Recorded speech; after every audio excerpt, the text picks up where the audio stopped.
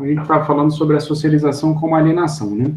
O Lacan tem uma visão de que a paranoia tem que ser compreendido como um processo psicogênico, ou seja, é um processo que tem que ser compreendido dentro da evolução do indivíduo, e que, para compreender o indivíduo, é necessário entender as dinâmicas de socialização, ou seja, as maneiras como aquele indivíduo se relaciona com o outro.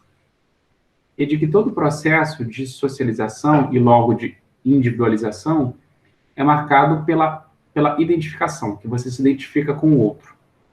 Então, ou seja, significa que a gente toma o outro como um modelo para a nossa maneira de pensar, sentir, agir, nossa maneira de ser. O problema é que, ao tomar o outro como modelo, a gente acaba reprimindo as expressões singulares do nosso corpo, da nossa maneira de ser. Ou seja, de maneiras muito singulares, muito específicas, com que cada corpo é, do ponto de vista até mesmo real, né, do ponto de vista no seu caráter, às vezes até físico, né, ou seja, nos encontros singulares com que o corpo e a parte do corpo encontrou com outros para poder gozar, para poder ser, para poder se satisfazer. Então, há uma profunda dissonância entre essas formas singulares do corpo de gozar e esse modelo que a gente toma de conduta. Então, acaba que esse modelo que a gente se identifica reprime as formas singulares do nosso corpo de gozar. E aí isso produz uma relação de agressividade contra tudo aquilo que serve para nós de modelo, ou seja, de ideal, que é o preço para se ter um eu. Né? Para se ter um eu, você tem que tomar algum outro como modelo, que vai te servir de ideal. Mas o preço disso é uma relação profunda de agressividade contra o modelo. Um exemplo disso é que a criança, né, principalmente depois, quando chega na adolescência, tem uma profunda relação de agressividade com os adultos que lhe servem de modelo, mas também contra todas as outras imagens ideais que nos servem de modelo. Lacan vai exemplificar isso na sua tese de doutorado, né, a psicose paranoica e suas relações com a personalidade, vai exemplificar essa dinâmica que é típica, que é própria a todo o processo de individualização e socialização, ou seja, é própria a todos nós, mas que serve de fio condutor para ele compreender os processos paranoicos, da psicose paranoica. E para compreender a psicose paranoica, ele vai tomar um caso singular, ou seja, ele vai fazer um estudo de um caso, para compreender como é que funciona a paranoia. E esse caso é o caso da Aimée, que é um nome de fantasia, né, que Lacan deu para uma paciente que ele atendeu, chamada Marguerite Anzier.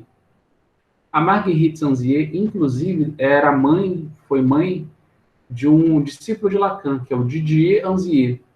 Curioso isso, né? Então, o Didier Anzier depois foi fazer análise com Lacan, sem saber que o Lacan, já que Lacan tinha atendido a sua mãe no hospício. E tinha utilizado a sua mãe como base para esse caso clínico que ele cita na sua tese, que ele deu o nome de caso Aimée. Bom.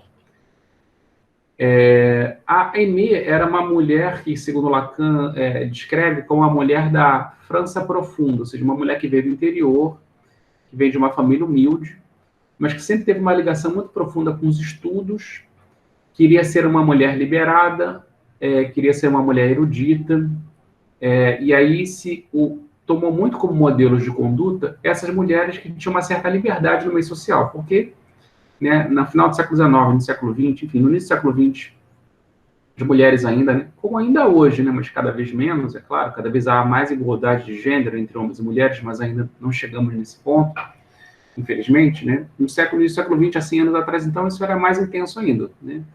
Os lugares da mulher na sociedade eram muito restritos, mas já existiam mulheres que tinham um profundo impacto na sociedade, né? Mulheres que tinham mais liberdade. Que mulheres eram essas? Mulheres ligadas às artes e à ciência. Então, alguma coisa que passa pelos estudos. A Marguerite, então, a Aimée, tinha uma relação com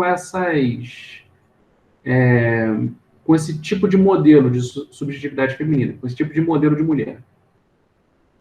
Então, a Aimée tem como modelo, né, que ela ataca em seu delírio de perseguição. Então, o delírio da Aimée era um delírio de erotomania. Ela pensava que essas mulheres que ela tomava como modelo a amavam profundamente, e por isso a perseguiam. E é por isso que ela resiste e ataca agressivamente esses modelos. Então, aquilo que é ideal para ela, ela ataca.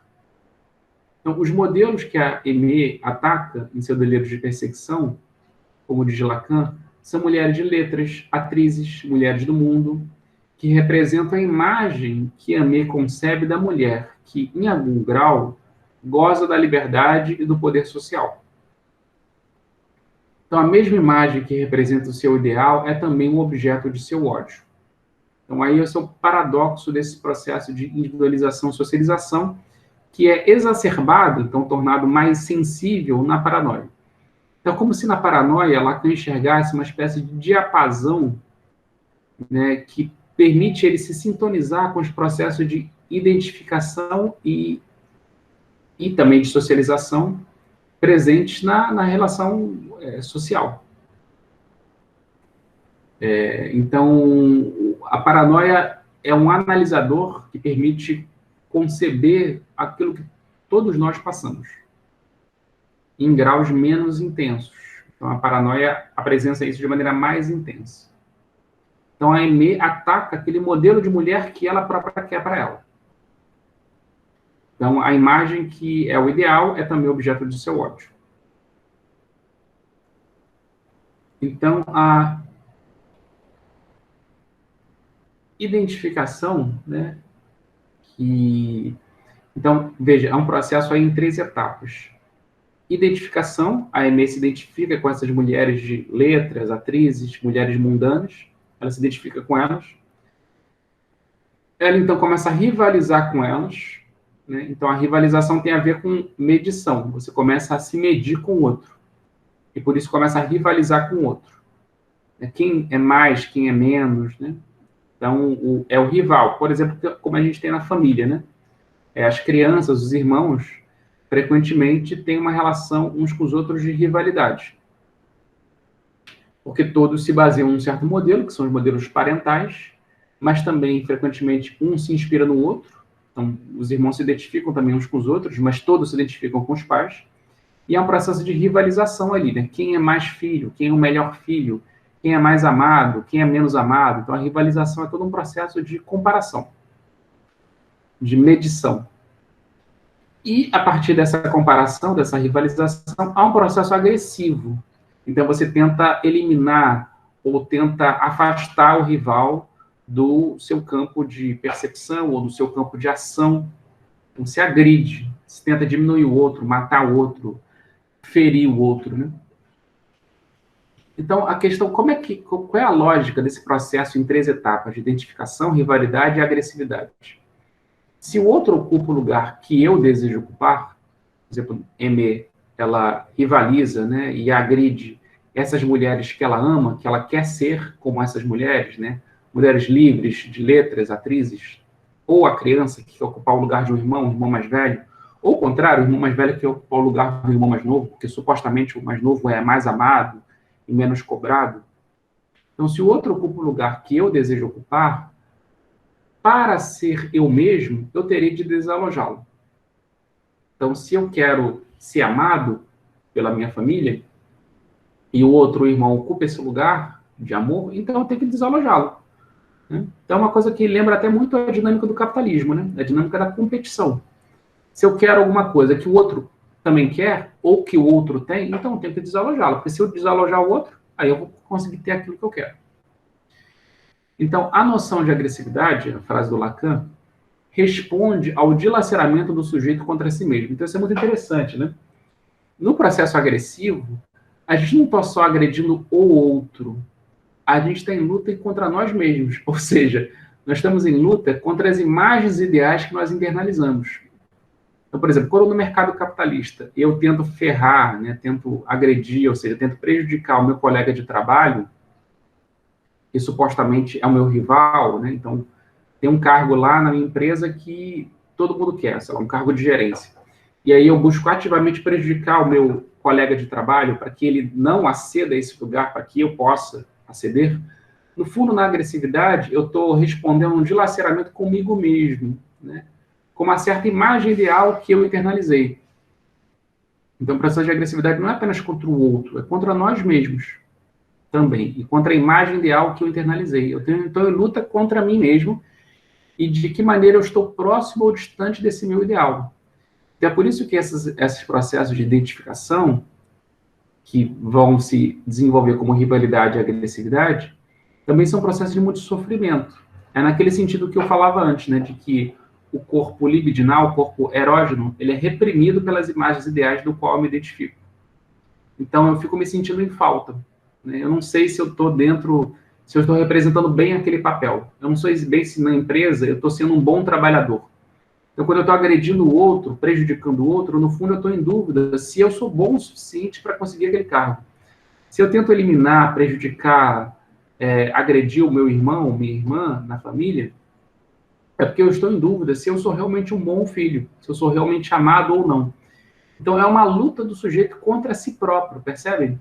Então, antes de ser uma luta contra o outro, é uma luta contra si mesmo. Então, é um dilaceramento do sujeito do quê? A relação do seu corpo erógeno, a sua própria maneira de ser feliz, de se satisfazer, de gozar, e a imagem ideal que eu internalizei como que é aquilo que vai me permitir ser feliz, gozar, ter satisfação comigo mesmo.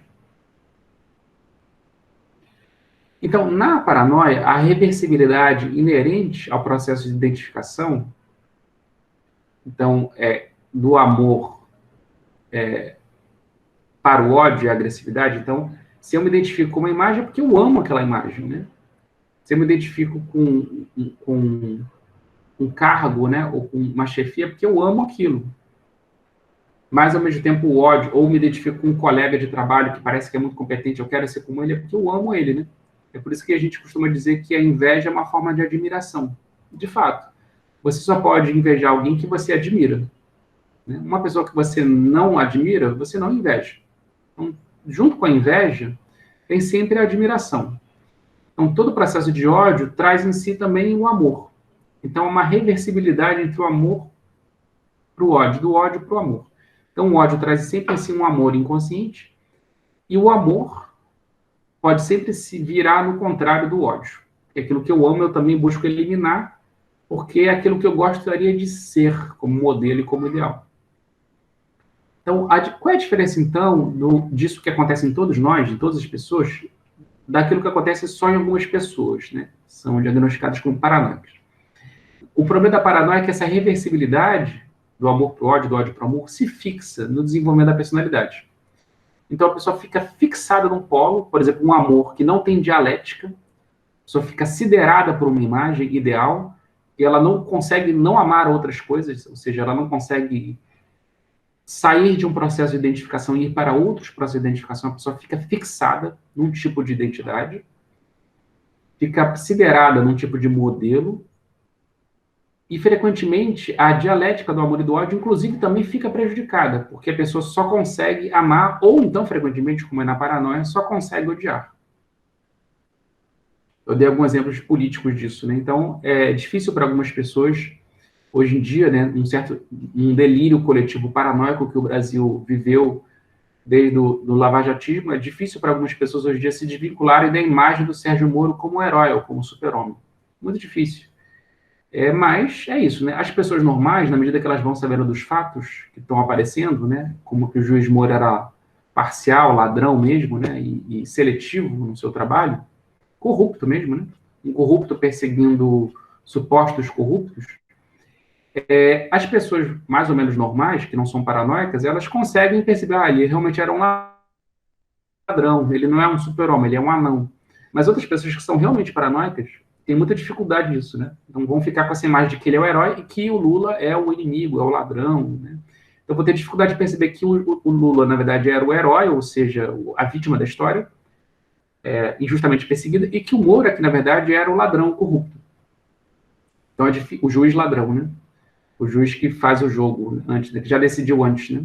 Por motivos escusos, né? Então vai ser difícil para as pessoas perceberem essa.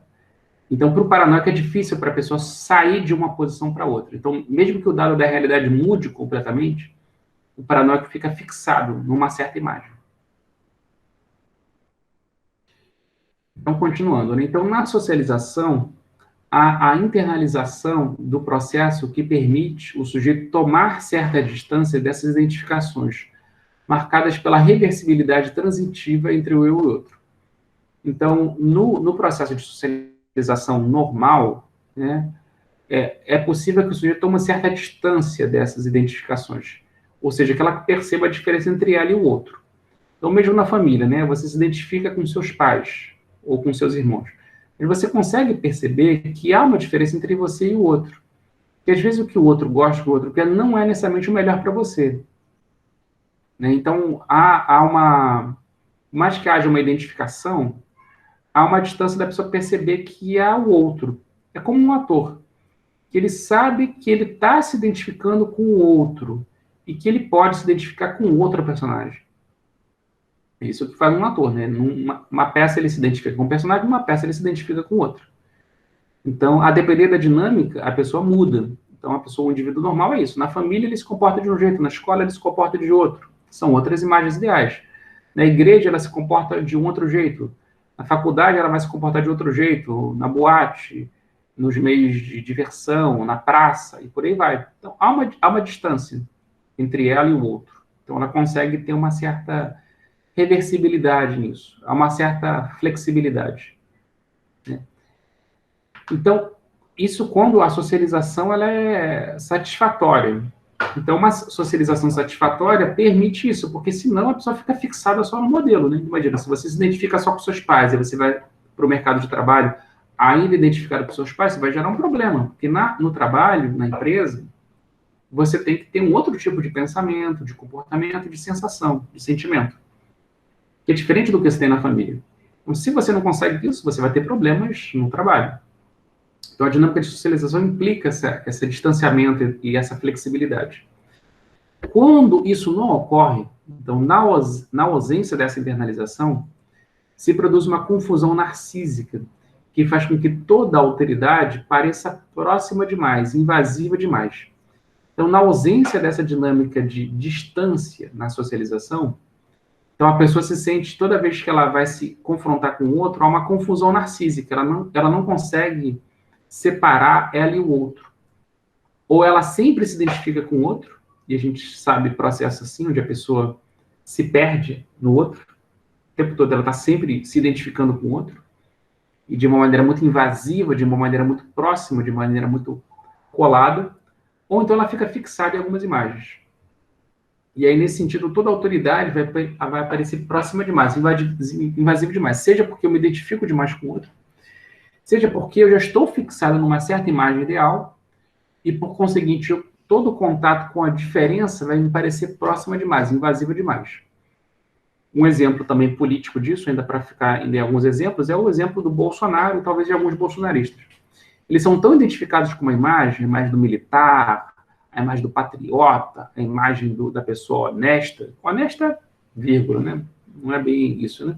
Mas a pessoa é tão identificada com isso que qualquer contato, ou, por exemplo, sou cristão, sou heterossexual, sou homem, isso e aquilo, que qualquer contato com a diferença, né, com pessoas que pensam de maneira diferente, com as pessoas que têm um pensamento político de esquerda, pessoas que são homossexuais, pessoas que são transexuais, mulheres também, né?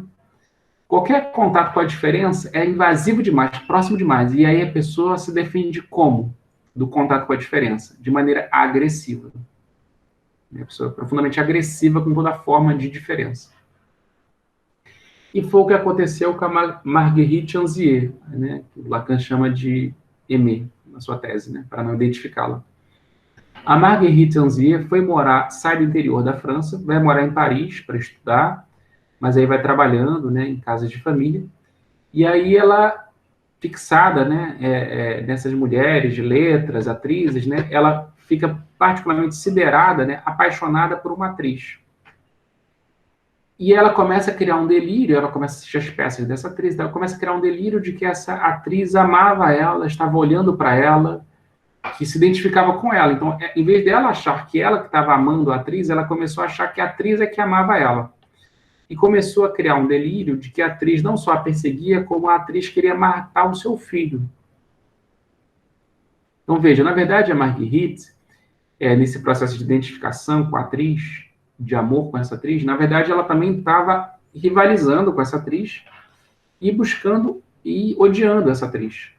Naquele sentido, de, se ela fica identificada com a atriz, mas ela não é aquela atriz, ela não tem a fama, né, o amor que aquela atriz tem das outras pessoas, ela é uma mulher pobre e simples, ela fica profundamente descontente, né? Então, quando você se identifica com um ideal que você não tem, você começa a odiar aquele ideal ou então a se odiar, e frequentemente as duas coisas. Então, isso acontece muito hoje em dia com os digital influencers, né? Então, há muitas crianças, por exemplo, jovens, que ficam seguindo aqueles digital influencers, que é o Felipe Neto e o Lucas Neto, que são dois digital influencers que têm um grande apelo entre as crianças. E, frequentemente, esses digital influencers, eles fazem um tipo de quadro, né, de filmagem no YouTube, que é eles abrindo presentes. Eu esqueci o nome, tem um termo em inglês para isso. Que eles abrem presentes. E são presentes caros, né? Muitos brinquedos. As crianças gostam de ver aquilo, elas ficam consideradas, né? Mas milhões de crianças que veem aqueles vídeos não podem comprar, porque são crianças brasileiras, são crianças pobres. E elas começam a ficar deprimidas com isso, né? Então elas amam aqueles influenciadores, amam ver aqueles vídeos, amam os brinquedos, gostariam de ser como eles, se sentem meio que como eles quando veem os vídeos, mas elas sentem a distância que há entre elas e a imagem ideal. Então, o que elas começam a ter? Ou ódio ao digital influencer, ou ódio a si próprias. E, frequentemente, uma confusão entre as duas coisas.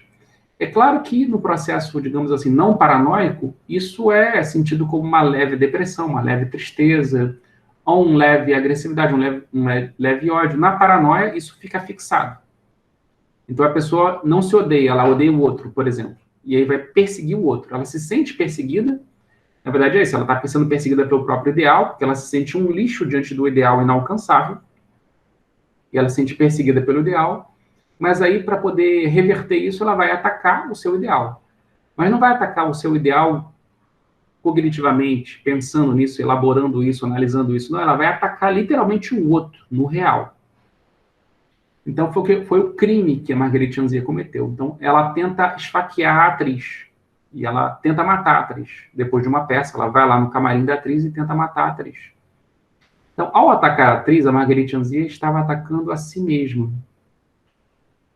Ou seja, o próprio ideal que estava dilacerando ela. Então, ao tentar retalhar, dilacerar a outra com uma faca, na verdade, é porque ela já estava se sentindo dilacerada por esse ideal. Então, ela ataca a si própria, ataca o seu próprio ideal, ataca o seu próprio modelo. E, ao fazer isso, o que ela busca inconscientemente? Ela busca ser punida e culpada pela lei do qual ela se sentia deslocada. A lei que a obrigava ela a se pautar por aquele modelo. A lei, então, que nos obriga a nos socializar. Percebe isso? Então, essa é a lei que o Lacan vai falar tanto, a lei que vem do outro, que é a lei do desejo também, que nos obriga a desejar. É a lei de que, para você se socializar, você tem que se identificar, se pautar por alguma imagem ideal. Por um ideal de eu. Então, ela se sente deslocada com relação a essa lei. Claro que ela é deslocada, é uma pessoa simples, ela não é uma atriz famosa, poderosa, mas ela gostaria de ser. Porque ela tem que ter algum modelo para se individualizar na sociedade. Então, ela se sente deslocada. Então, quando ela ataca a outra, ela quer ser punida e culpada pela lei. E acontece uma coisa muito curiosa. Se o paranoico ele se sente deslocado com relação a essa lei, ao atacar a pessoa, a lei vai intervir nela grosseiramente, ou seja, ela vai ser presa, ela vai ser punida, ela vai ser reconhecida pelo outro social, a sociedade vai reconhecê-la, e aí ela vai conseguir a fama que ela tanto buscava. Aí ela vai sair nos jornais, aí ela vai sair nos noticiários, Marguerite Anzier ataca a atriz famosa, e aí ela vai conseguir a fama que ela busca. A gente tem visto muito isso, né, nos últimos anos, inclusive esse ano teve muitos crimes assim nos Estados Unidos. Atiradores que pegam rifles, sobem no topo de um prédio e começam a atirar nas pessoas. Recentemente, um jovem entrou em diversas casas de massagem nos Estados Unidos e matou particularmente asiáticas. Então, você vê, crime paranoico. Então, durante a Covid-19, durante a pandemia, que segundo uma certa direita branca norte-americana, os trumpistas, os asiáticos são os causadores da pandemia, é uma gripe chinesa, um Kung Flu, uma gripe, um resfriado chinês, como disse o Donald Trump. Então, com raiva dessa situação, eles vão lá e agridem os asiáticos. Inclusive, o perpetrador desse crime, né, o jovem que entrou nas casas de massagem, né, e matou várias massagistas asiáticas, ou seja, não matou as brancas nem negras, matou asiáticas. Ele disse que ele fez isso porque ele era viciado em sexo. Não sabemos se isso é verdade ou não. Por que isso? Os paranoicos, eles não têm deterioração intelectual. Então, talvez ele esteja mentindo para poder ter uma pena mais branda no tribunal. Não sabemos. De qualquer maneira, isso pode dar alguma pista. Ou seja, por que ele foi matar asiáticas em casa de massagem? Talvez ele tenha razão. Porque ele sente atração por essas mulheres asiáticas. Talvez ele consumisse muita pornografia. Talvez ele próprio frequentasse essas casas de massagem. Então, veja, é uma relação de atração de modelo ideal. Então, talvez ele se sentisse potente como homem consumindo pornografia ou indo em casa de massagem. Então, uma atração por essas mulheres asiáticas, há uma identificação com elas e, ao mesmo tempo, um ódio porque ele as ama, porque ele tem que se identificar com algum tipo de mulher para se sentir homem. Então, veja, é uma dinâmica de individualização e socialização, do qual o crime só torna evidente isso. Então, veja, o crime desses paranoicos torna evidente não só a sua dinâmica de individualização, mas também uma certa dinâmica social. É claro, uma dinâmica social dele, da socialização dessa pessoa, mas que, de alguma maneira, não deixa de ser uma pista para uma certa dinâmica comum da socialização numa dada sociedade. Por exemplo, o crime de Marguerite também não deixa de ser um sintoma de um certo laço social, que implica, por exemplo, divisão de classes, pessoas famosas, pessoas que não são famosas, assim como o exemplo que eu dei do Felipe Neto e do Lucas Neto, que evidencia o quanto que milhões de crianças no Brasil são pobres, mas que se identificam com um certo padrão de consumo de pessoas da classe média e da classe rica. Então é uma pista também para entender uma dinâmica social mais ampla na sociedade, mas, sobretudo, para entender a dinâmica daquela pessoa, daquele indivíduo. E é isso que interessa para a psiquiatria, e em particular para a psicanálise. Interessa aqui para nós e interessou para Lacan. Mas veja, não dá para separar, então, os processos de individualização de socialização. Não dá simplesmente para falar de uma clínica do sujeito sem pensar numa clínica social, ou seja, numa análise da dinâmica social. Então, no crime da Marguerite, ou no crime, por exemplo, desse jovem norte-americano que matou asiáticos, o criminoso torna a lei real, marcada em seu corpo. Então, a pessoa é presa, ela é punida. Então, a lei se torna não uma coisa abstrata, que a pessoa se identifica, mas alguma coisa que toma o seu corpo, que marca o seu corpo, que é vivida exteriormente na ausência de interiorização da mesma. Então, a pessoa vive o drama da lei que pune ela, na medida que ela, interiormente, não consegue se identificar com a lei social, não consegue internalizar, melhor dizendo, a lei social. Então, quando a pessoa não consegue internalizar a lei social, ela precisa viver isso na exterioridade de um drama real, físico, concreto. Então, ao fazer isso, o que se manifesta é uma demanda de reconhecimento. Então, esse Marguerite quer ser reconhecida pela lei. Ela quer ser reconhecida pelo outro, pelos jornais. Ela quer ser reconhecida. É uma demanda de reconhecimento social. Mesma coisa, se jovens cometem crimes, que eles ficam famosos. Né? Quando a pessoa pega uma arma, entra no cinema e sai matando um monte de gente, ou entra numa escola com um rifle e sai matando um monte de gente, o que esse jovem consegue? Visibilidade. Então, isso aparece muito nesse chat, né, desses criminosos, chat na internet desses criminosos supremacistas, então, brancos e paranoicos, né? Eles querem fama. Eles fazem uma demanda de reconhecimento social. Então, o que é o paradoxo disso, o paradoxo da paranoia, né? Pegando o exemplo da Marguerite Anzier, mas que ajuda a exemplificar uma série de outros casos semelhantes. Com seu crime, a Aimee, ela se cura, entre aspas, da sua paranoia de autopunição e toma distância da produção delirante. Por que isso?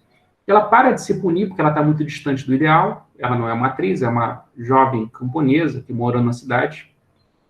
Então ela para de se punir, para de sofrer. Bem como o jovem lá que matou os asiáticos, talvez ele estivesse num estado de sofrimento muito grande, né? Por isso que a crise é um desencadeador que nasce desse sofrimento muito grande, dessa autopunição. desse dilaceramento da pessoa. Então, a pessoa para de se dilacerar quando ela passa ao ato. Ela faz a passagem ao ato para dilacerar o outro.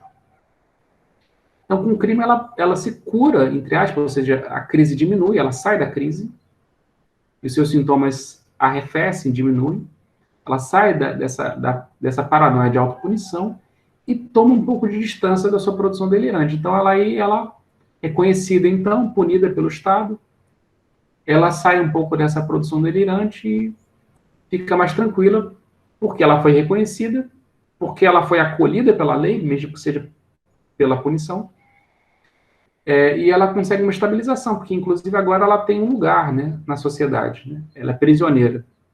Então, aquilo que não é internalizado no simbólico, como vai dizer Lacan, emerge do real, né? Então, emerge do real como prisão, como grades, como força física de contenção. Então, o que acontece com muitos criminosos, o que acontecia também muito com muitos loucos, né? Que na crise, na passagem ao ato, no surto, quando eles são punidos, então eles encontram um contorno que às vezes é a cela de uma cadeia ou de um quarto num hospício. Estou dizendo que isso é bom não, tá, pessoal? Porque existem, obviamente, outras maneiras menos agressivas de lidar com criminosos ou com pessoas em surto, é claro. Mas, o que Lacan identificou lá na década de 30 é isso, que o louco, o psicótico, particularmente o paranoico, ele está buscando esse reconhecimento do outro. E aí, quando ele consegue esse reconhecimento, muitas vezes de uma maneira dura, que o marca no seu corpo, quando vê uma cela no real para o conter, aí ele se estabiliza. Então, para Lacan, nesse momento, quando ele chega à psicanálise em 1936, como eu comentei com vocês, quando ele vai fazer a sua análise com o Lowenstein, quando ele começa a fazer a sua análise, o tratamento analítico vai ser uma espécie de paranoia dirigida. Mas antes de falar isso, eu queria saber se, então, eu concluí o caso da Marguerite Anzia, eu queria, a partir disso, comentar outras coisas. Até aí, pessoal, alguma dúvida, alguma questão?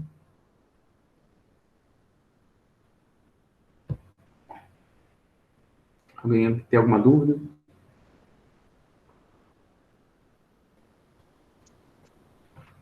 Por enquanto, não. Certo, nenhuma dúvida, né? Então, eu vou continuar. Se quiserem falar, pessoal, só abrir o microfone e falar, tá? Pode me interromper sem nenhum problema.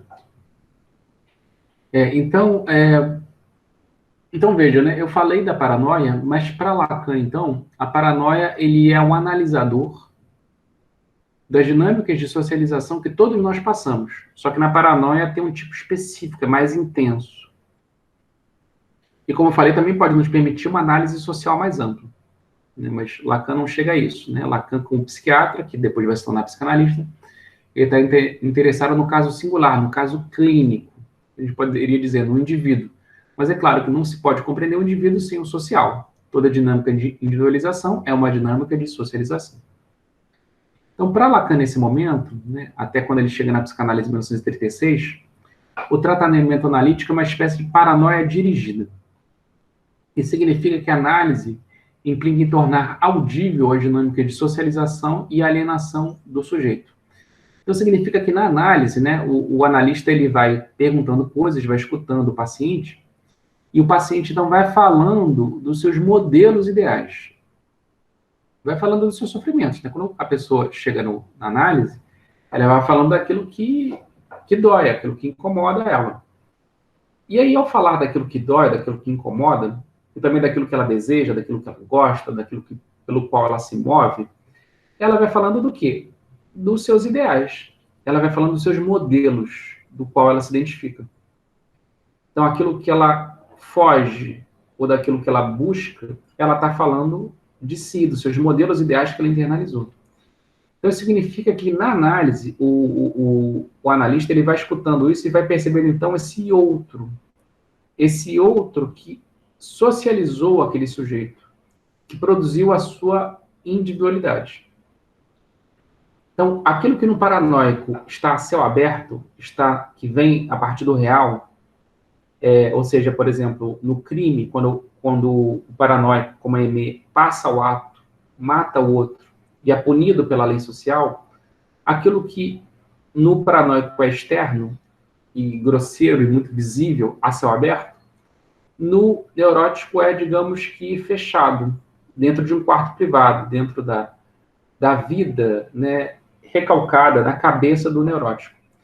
Mas aí no divã, na análise, ali sozinho com o seu analista, ele consegue falar coisas que ele não fala para ninguém. E ele próprio vai escutar e tomar consciência de certas coisas que para ele estavam recalcadas. Ou seja, os seus modelos ideais, as suas relações de identificação, as suas relações de rivalidade, as suas relações agressivas com algumas pessoas. Então, é por isso que a relação analítica desperta muita paranoia, né, no sujeito. Por isso que, às vezes, é muito difícil fazer análise, né? Porque o analisante, quando ele começa a fazer análise, ele começa a perceber isso, né? Perseguido por essas imagens, ele começa a perceber o seu próprio dilaceramento. A pessoa é dilacerada por essas identificações. Ela sofre. Porque esses modelos reprimem a sua própria singularidade, a sua própria libido. O impede de ter satisfação. Então, aquilo que ela ama também é aquilo que reprime. Então, a pessoa entra em contato com o seu próprio dilaceramento, a pessoa entra em contato com suas próprias vozes que o perseguem, vozes que o impelem a fazer certas coisas e não fazer certas outras, enfim. Na análise, a pessoa entra em contato com todo esse processo que é meio louco, essa atmosfera meio louca do próprio inconsciente. Que ela percebe, então, que o eu não é senhor, como diria Freud, nem dentro da sua casa. Que o eu consciente é só uma máscara de uma trama sociossimbólica muito mais ampla. Então, nós usamos papéis sociais, máscaras sociais, como um ator no teatro. Mas isso é consciente, usar a máscara, pegar uma máscara, usar a máscara, isso é consciente. O que é inconsciente é a trama, ou seja, o script da peça. Isso é inconsciente. Alguém escreveu o script da peça que nos obriga a usar certas máscaras, a ter certas funções sociais e a vivenciar certos efeitos disso. Os efeitos de amor, de ódio, de sofrimento, de satisfação, que essa trama sociossimbólica nos impõe. Então, é por isso que fazer análise é um processo meio louco e difícil e sofrido, de tomar consciência, de se haver com essas dinâmicas de socialização que nos foram impostas. Bom, aí a gente começa a entrar num segundo momento, né, que é quando Lacan entra, então, na psicanálise propriamente dita, quando ele sai da psiquiatria e vai para a psicanálise. Como eu falei, Lacan nunca vai deixar de ser psiquiatra, mas ele abandona uma clínica psiquiátrica propriamente dita para entrar na clínica psicanalítica, ele se torna psicanalista. E aí a gente entra nesse segundo tópico, que é o desejo sem imagens, porque aí Lacan vai falar um pouco sobre a dinâmica do imaginário, e também de como é que o desejo ele é algo além das imagens. Então, a construção o Lacan fala no seminário 1, que é um seminário de 1953, que se chama Os Escritos Técnicos de Freud. Lacan vai dizer que a construção do indivíduo autônomo moderno põe em funcionamento identificações e desconhecimentos similares à paranoia, de modo que a cura analítica implica uma certa dissolução do eu, uma experiência no limite da despersonalização. Então, isso, na modernidade, a gente tem que, no mundo moderno, a gente tem que se identificar com uma série de sujeitos e modelos de ser. Modelo de ser homem, por exemplo, modelo de gênero, modelo de ser homem, modelo de ser mulher, modelo de trabalhador, como o trabalhador tem que ser, como tem que ser um pai de família, uma mãe, como tem que ser um filho, como tem que ser um cidadão. E tem uma série de modelos, processos de individualização, que implicam identificações, mas também desconhecimento. A gente não sabe por que a gente se identifica com tais e tais modelos. Não sabe por quê. Nem por quê, nem para quê. A gente só sabe o quê. O que a gente se identifica. A gente não sabe por quê. Nem para quê isso. Que são similares à paranoia. De modo que a cura analítica implica essa dissolução do eu. Então, veja, como eu falei, né, na análise a gente começa a entrar em contato na fala, né, falando daquilo que dói e daquilo que a gente ama, a gente vai percebendo os modelos daquilo que a gente ama e que a gente odeia, e vai percebendo ao longo do tempo esses modelos de identificação, as tramas que nos fazem nos identificar, e a loucura que é o próprio processo de identificação, o próprio processo de socialização. E também a necessidade de dissolver esse eu, porque o que mantém essas dinâmicas de socialização, de individualização, é não só o outro, mas também um certo eu que supõe esse outro. Então, é o eu que precisa ser dissolvido para que eu possa entrar em outras dinâmicas de socialização que sejam mais satisfatórias. Então, a única maneira de eu me curar é eu me despersonalizar. Ou seja, eu tirar aquela máscara, que aquela máscara se dissolva, ou que aquela máscara se torne outra. É por isso que a análise é uma experiência no limite da despersonalização. É por isso que é uma experiência que parece um pouco de loucura, que você tem que deixar de ser você mesmo. Porque é justamente o si mesmo que te faz sofrer. Então, para mudar o seu sofrimento, você tem que se despersonalizar. Esse é um dos aspectos que tem uma diferença muito grande entre a clínica analítica, a clínica psicanalítica, e outras formas de psicoterapias, como, por exemplo, a análise do comportamento. A análise do comportamento não é uma análise do sujeito, não é uma análise do eu, é uma análise apenas do comportamento. Ou seja, busca-se apenas mudar o comportamento, mas não aquilo que produziu o comportamento, ou seja, as identificações inconscientes. Isso não se busca mudar, ou seja, a causa do comportamento não se muda. Muda-se apenas o efeito da identificação, ou seja, o comportamento.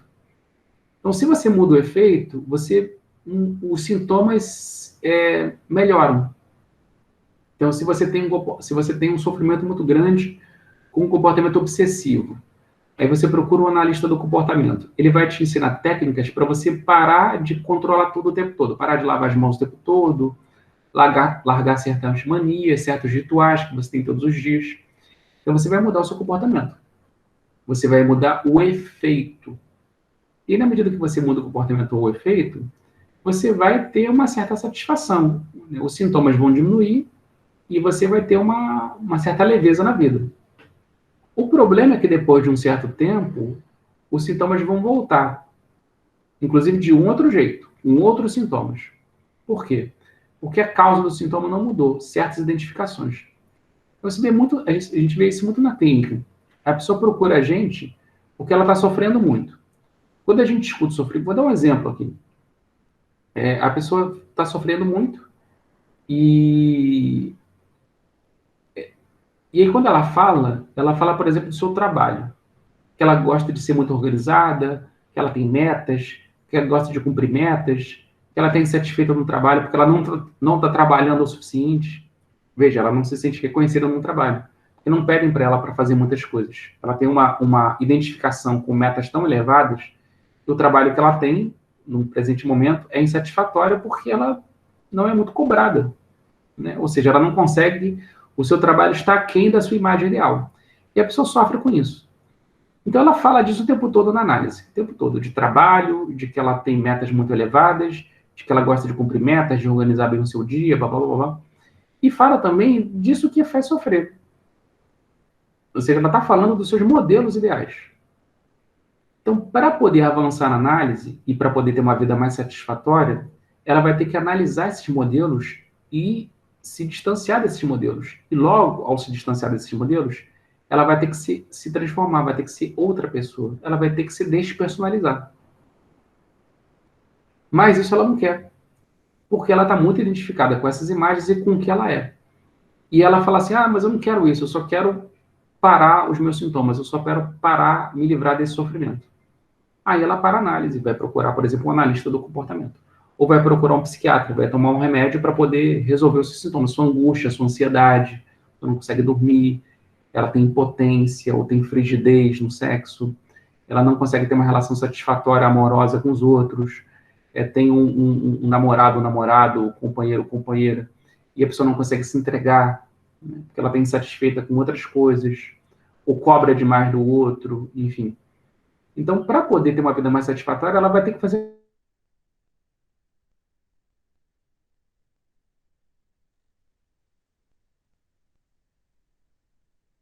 isso. A clínica psicanalítica não busca transformar os efeitos, ou seja, os sintomas, ela busca transformar as causas do sintoma, ou seja, o eu e os seus processos de identificação.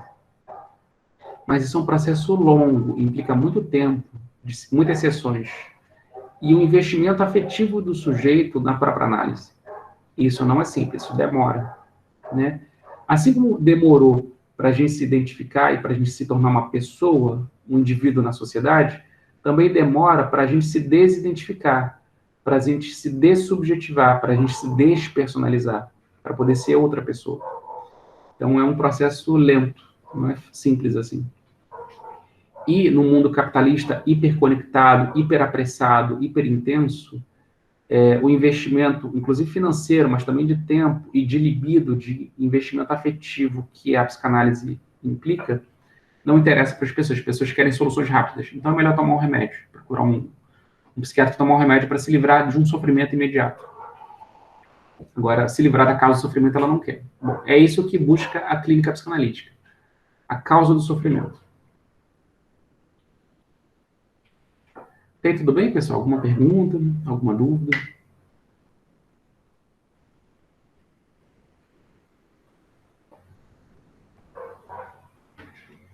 Bom, por que ocorre essa identificação com imagens ideais?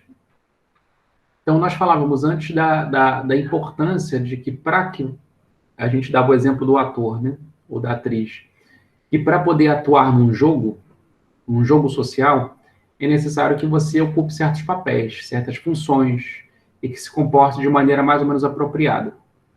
Então, isso implica uma dinâmica de socialização.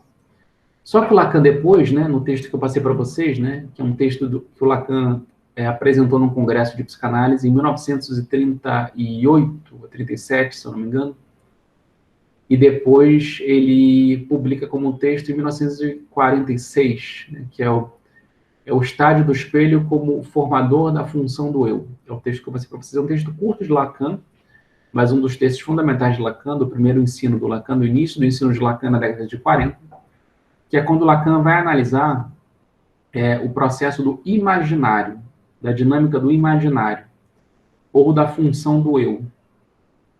Então, Lacan então, vai explicar o porquê que as pessoas se identificam com imagens ideais. Então, veja, no caso emendo, que a gente está falando até aqui, a gente entendeu o que acontece e o como acontece. O que acontece? O processo paranoico que implica dinâmicas de socialização. E entendemos o porquê que a pessoa faz isso. Porque a pessoa precisa atuar na sociedade e ela precisa ser alguém, e para ser alguém você toma um outro como modelo, como um ator faz. Então entendemos o que e o como. Agora temos que entender o porquê. O porquê que o ser humano faz isso. Então, nesse texto do Estádio do Espelho, Lacan vai explicar o porquê isso acontece. Por que acontece esse processo de identificação com uma imagem ideal? Então, segundo Lacan, a origem disso, o fundamento disso é um fundamento biológico. É um fundamento real disso. Qual é o fundamento real disso? É que todo ser humano, enquanto animal, enquanto mamífero, ele nasce prematuro. Existe uma prematuridade do animal humano. Vocês podem perceber que todos os outros animais, inclusive os mamíferos, eles nascem e rapidamente eles já estão caminhando. O bezerrinho nasce e depois de alguns minutos, algumas horas no máximo, ele já está caminhando, com as suas perninhas tortas, mas ele está caminhando. A girafa, o elefantezinho, nasce e já está caminhando. Então, por que ele está caminhando? Porque se ele não caminhar, ele vai morrer. Os elefantes estão andando. Então, se o elefantezinho que nasceu não caminhar imediatamente para seguir os outros adultos, ele vai morrer, vai ficar abandonado. Porque a turma precisa caminhar, as girafas também. Enfim, então, mesmo os cachorrinhos ou os gatinhos, né, eles engatinham um pouco, né? Mas eles logo estão já se movendo. O bebê humano não. O bebê humano ele nasce prematuro. E tem uma série de razões biológicas para isso. A principal razão biológica é que o cérebro humano ele é muito grande. Então, comparado com outros primatas, como os chimpanzés, o cérebro humano é muito grande, né? O que nos torna justamente humanos, né? A capacidade cerebral de processamento das informações do ambiente.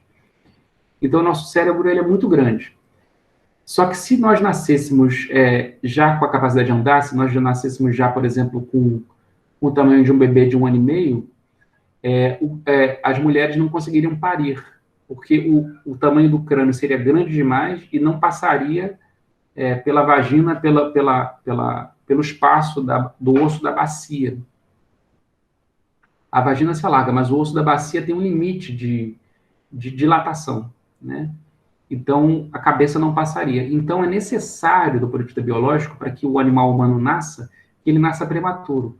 Então, o ser humano nasce antes de estar completamente pronto, biologicamente. Então, o seu cérebro não está completamente desenvolvido, o espaço do crânio que protege o cérebro, inclusive, não tem proteção em cima, né, que a gente chama de moleira, né? Então, é mole, não tem proteção craniana em cima. Inclusive, essa proteção craniana, esse vazio no topo do crânio, tem a ver com o processo de nascimento. Porque quando o bebê nasce, os ossos se juntam. Então, veja, não só o cérebro e a cabeça está pequena quando o bebê nasce, mas ele é pressionado. Então, os ossos se juntam para o bebê poder nascer.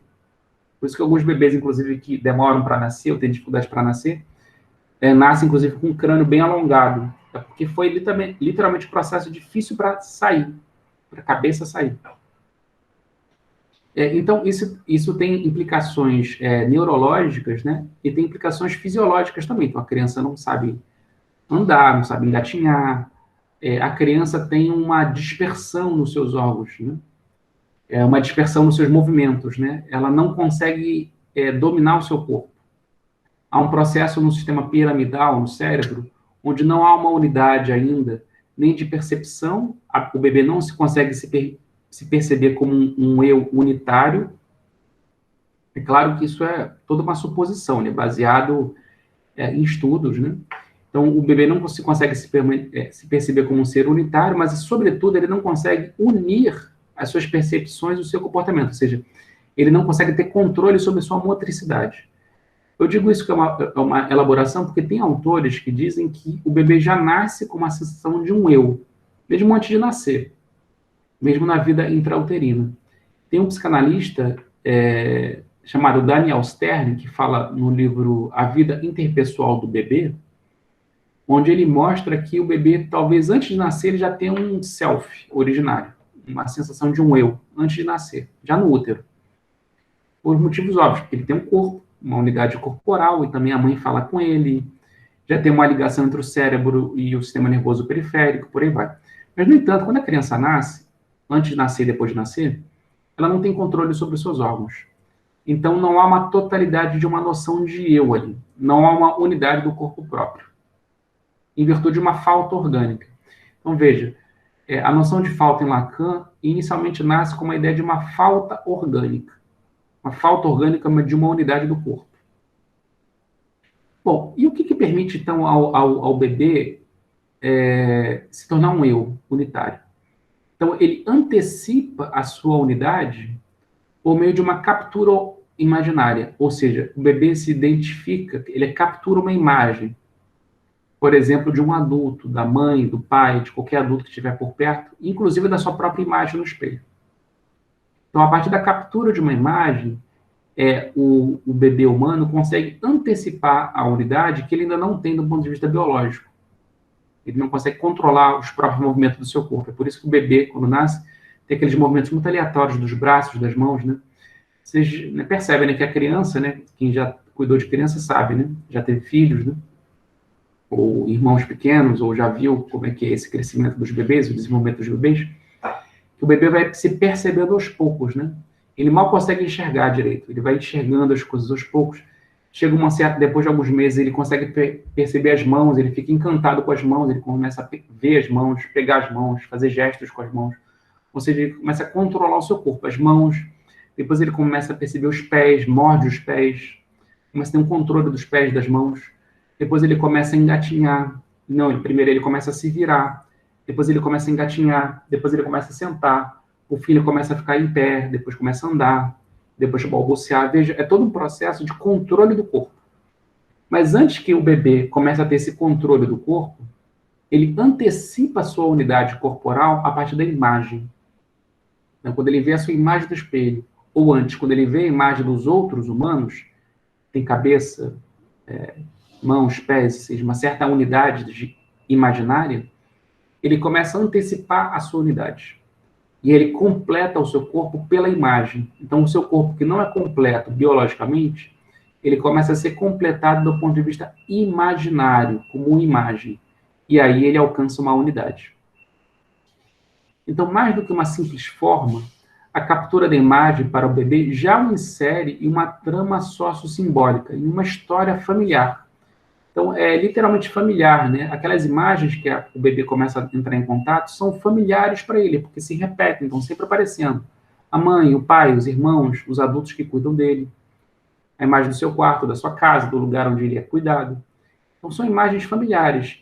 E frequentemente a imagem dele próprio no espelho, que os adultos sempre colocam a criança diante do espelho e dizem: é você, veja, olha o bebê, olha que bebê lindo.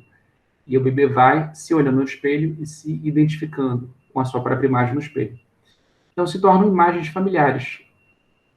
Mas vejam, essas imagens familiares criam um certo estádio. Parece um teatro mesmo, é um teatro. Então é um estádio, é um palco.